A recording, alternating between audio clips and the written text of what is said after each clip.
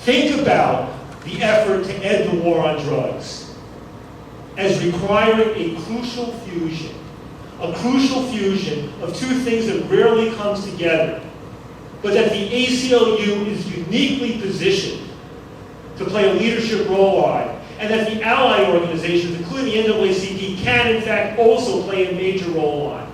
And that is understanding that, first of all, this is an issue of racial justice for all the reasons and all the statistics and all the history and everything else. That it's not just black people getting screwed over by the drug war, but it is primarily black people and people of color getting screwed over by the war on drugs, and that's what drives it and fuels it.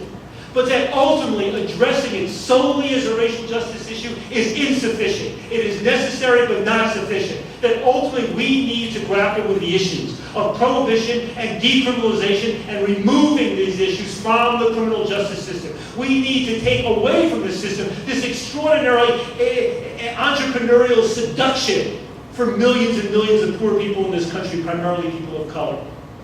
And that means that a core principle which lies at the heart of my organization, lies at the heart, I believe, of the ACLU, that lies at the heart of the growing drug policy reform movement, needs to be embraced and articulated, and its implications accepted.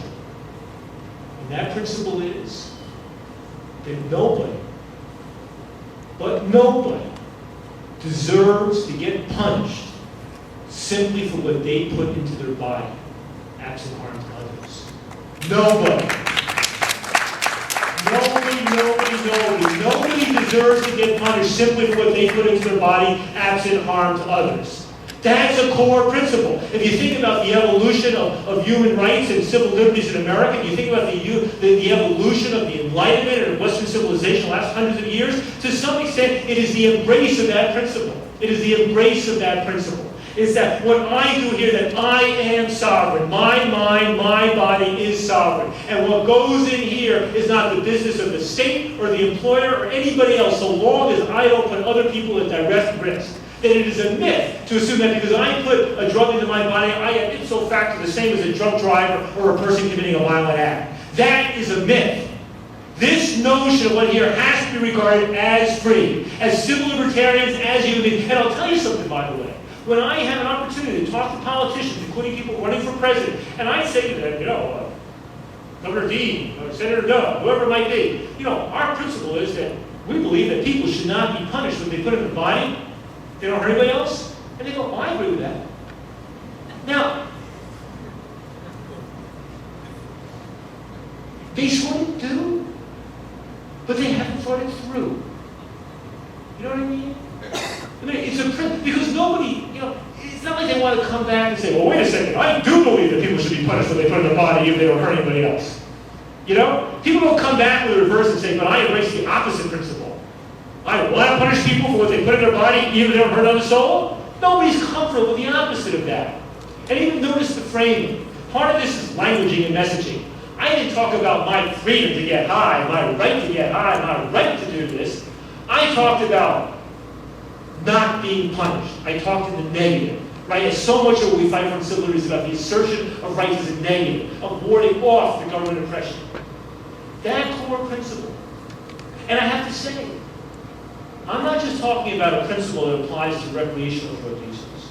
I believe that people should that there is no basis, except in law, but there is no basis in the Bible, in ethics, morality, or in science or in health, for saying that the person who is a responsible user of alcohol or cigarettes should be treated one way, and the person who is a responsible user of cocaine or heroin or marijuana or LSD should be treated another.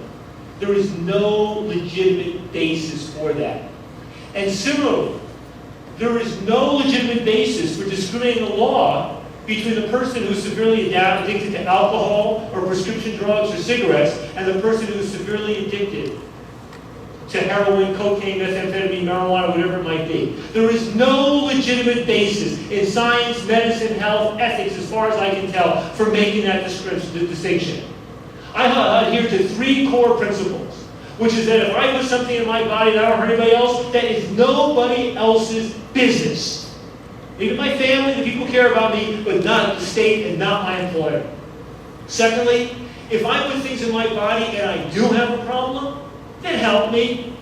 And offer me the possibility for help without requiring that I see a judge first or get arrested first or go to prison first. And understand that if I have a problem, I'm addicted, just like people trying to quit cigarettes or people trying to diet. This is an ongoing process that goes on and on and on and on. And finally, if I do go out and hurt somebody else, it doesn't make any difference whether I'm using drugs or not, whether I'm addicted to drugs or not. I need to be held responsible. That the person who hurts other people needs to be held responsible. That my addiction cannot be an excuse that says, therefore, it's okay for me to act this way. Yes, a judge may, in his wisdom, say that the system and society and you and everybody are better served if, in fact, you get treatment instead of a jail cell. But to the extent I've harmed somebody, that person deserves restitution, and I deserve some form of punishment. I don't have a moral right to this alternative. I need to be held responsible. Those three elements, freedom, compassion, and responsibility, I think are the pivotal three principles that should be driving the whole approach that we carry out with respect to drugs. And more broadly, I think there are three damn good principles for creating a more socially just order in which freedom and compassion and decency and human rights prevail. Thank you.